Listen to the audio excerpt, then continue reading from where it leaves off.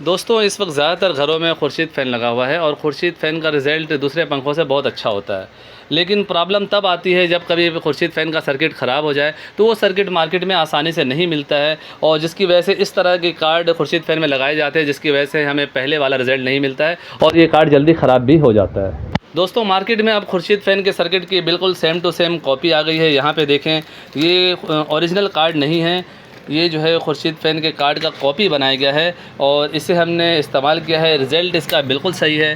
जिस तरह के कंपोनेंट्स खुर्शीद फ़ैन के ओरिजिनल कार्ड में लगा हुआ होता है, उसी तरह के कंपोनेंट्स जो है इस कार्ड में भी लगे हुए हैं।